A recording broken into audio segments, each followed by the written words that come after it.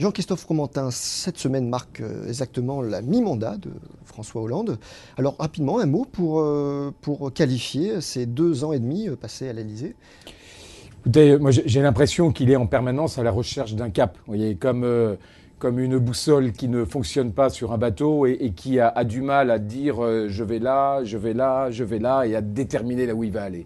Et ça, je crois qu'on est en permanence dans cette espèce d'attente qui fixe un cap, le sien, celui qui pense être le meilleur pour la France, et qu'ensuite ils prennent les dispositions pour tenir ce cap, qui est un peu de visibilité pour tous les Français, entrepreneurs, ménages et tous ceux qui ont des décisions à prendre. Sur le fond, vous pensez que c'est 2 ans et demi d'échecs? Écoutez, de tergiversation. Il y a beaucoup d'échecs, de mon point de vue, dans les politiques publiques, mais au-delà de l'échec, vous voyez, c'est l'hésitation, c'est la tergiversation, c'est le débat interne au Parti socialiste, c'est la majorité qui se délite. C'est finalement tous ces éléments qui donnent l'impression que justement le capitaine n'opère pas à la tête du navire.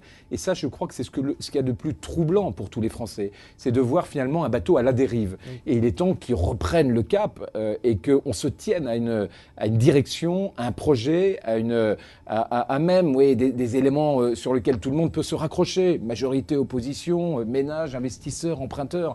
Tout le monde est en permanence dans l'attente de quelle nouvelle mesure va défaire celle prise l'année dernière, etc. Et cette situation est extrêmement compliquée. Vous dénoncez un problème de méthode. Vous pensez qu'il a été dans le flou pendant 2 ans et demi, un flou qu'il a entretenu délibérément, votre avis? Je pense que c'est un flou qui est quasiment consubstantiel de la manière dont évolue le débat politique, où on a plus finalement de chances de prendre le pouvoir en faisant du président bashing qu'en ayant l'audace de proposer des choses nouvelles.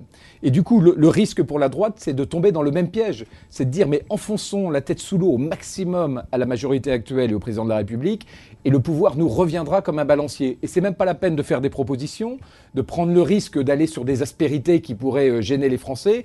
Jouons plutôt l'échec de l'autre plutôt que les propositions de notre équipe. Vous voyez. Et c'est comme ça qu'a gagné Hollande, ce qui explique qu'il se retrouve dans le bain complètement paniqué, sans savoir où aller, avec quelques mesures programmatiques, mais aucun projet, aucune vision. Et je pense que si la droite joue le Hollande bashing comme ça pour prendre le pouvoir, elle prend le risque d'être élue, elle sera élue. Chacun aura son ministère, tout le monde sera content. Mais pour faire quoi? Pour quelle vision? Pour quel projet? Pour quel programme?